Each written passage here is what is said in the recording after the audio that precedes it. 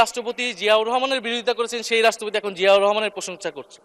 মাননীয় স্পিকার, গাধাকে দিয়ে আপনি হাল চাষ করিয়ে এটার মধ্যে কোনো বাহাদুরি নাই। এটা আপনাদের দেউলিয়ত্ব, সরকারের দেউলিয়ত্ব যে সরকার এখনো রাষ্ট্রপতি পরিবর্তন করতে পারছে না। মাননীয় স্পিকার, রাষ্ট্রপতির উপর ধন্যবাদ জ্ঞাপন বক্তব্য, রাষ্ট্রপতির বক্তব্য আমি শুনিও নাই, পড়িও নাই, এবং সেই বক্তব্য দেওয়ার সুযোগ করে দেওয়াকে আমরা প্রত্যাখ্যান জানিয়েছিলাম। আমরা খুব স্পষ্টভাবে বলেছিলাম যে এই রাষ্ট্রপতির অপসারণ প্রয়োজন, তাকে গ্রেফতার করা প্রয়োজন। এই রাষ্ট্রপতির আর কোনো অধিকার নেই বঙ্গভবনে থাকার, এইখানে এসে বক্তব্য দেওয়ার। প্রেসিডেন্ট শাহাবুদ্দিন চুপ্পু, তার কিছু কুকীর্তির কথা মাননীয় স্পিকার হাউসের সামনে তুলে ধরছি। তিনি দুদকের কমিশনার ছিলেন। তাকে দুদকের কমিশনারের করা হয়েছিল 3টি অ্যাসাইনমেন্ট দিয়ে। 1 নম্বর হচ্ছে খালেদা জিয়া এবং তারেক রহমানের বিরুদ্ধে দুর্নীতির অভিযোগের শাস্তি নিশ্চিত করা। 2 নম্বর পদ্মা সেতুর দুর্নীতির অভিযোগ থেকে আওয়ামী লীগকে ক্লিন শিট দেওয়া।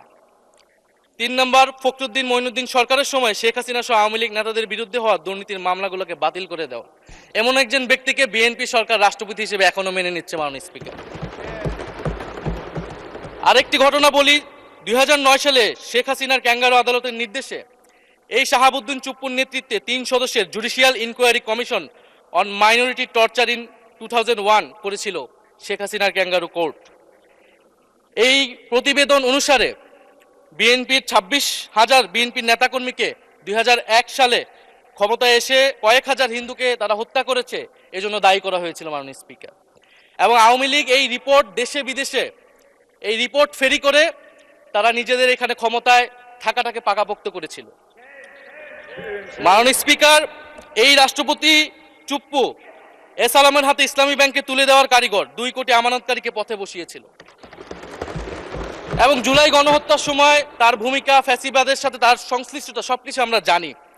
আমাদের দুর্ভাগ্য, এই দুর্নীতিবাজ, অপদার্থ, মিথ্যুক, গণহত্যার দোষর এখনো বাংলাদেশের রাষ্ট্রপতি।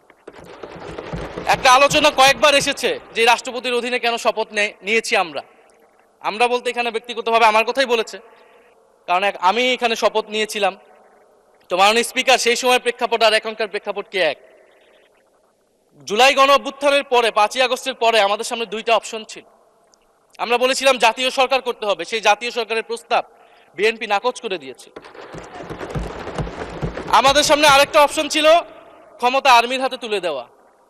যদি আমরা সেই দিকে আগাতাম, আজকে তারা এখানে বসতে পারতেন কিনা মাননীয় স্পিকার সেটা সন্দেহ আছে। দেশের স্বার্থে, দেশের স্থিতিশীলার স্বার্থে আমরা সেই সময় সরকারে গিয়েছিলাম, আমরা শপথ নিয়েছিলাম। কিন্তু বৈষম্যবিরোধী ছাত্র আন্দোলন খুব স্পষ্টভাবে 2024 সালে কিন্তু এই রাষ্ট্রপতির অপসারণ চেয়েছিল। সেই সময় সাংবিধানিক ধারাবাহিকতার কথা বলে রাষ্ট্রপতির পক্ষে অবস্থান নিয়েছিল বিএনপির মহাসচিব মির্জা ফখরুল আলমগীর সাহেব, তিনি নিজেই কথা বলেছিলেন। ফলে এখন তো একটা নির্বাচিত সরকার মাননীয় স্পিকার, এখন তো চাইলেই বিএনপি রাষ্ট্রপতি পরিবর্তন করতে পারে সরকার, এবং আমরা বিশ্বাস করি বিএনপিতে সেই ধরনের যোগ্য আস্থাভাজন ব্যক্তি নিশ্চয়ই রয়েছে। এবং সরকার দলের সদস্যরা অনেকে গৌরবের সাথে বলেছেন যে যেই রাষ্ট্রপতি জিয়াউর রহমানের বিরোধিতা করেছেন সেই রাষ্ট্রপতি এখন জিয়াউর রহমানের প্রশংসা করছে। মাননীয় স্পিকার, গাধাকে দিয়ে আপনি হাল চাষ করিয়ে এটার মধ্যে কোনো বাহাদুরি নাই। এটা আপনাদের দেউলিয়ত্ব, সরকারের দেউলিয়ত্ব যে সরকার এখনো রাষ্ট্রপতি পরিবর্তন করতে পারছে না মাননীয় স্পিকার।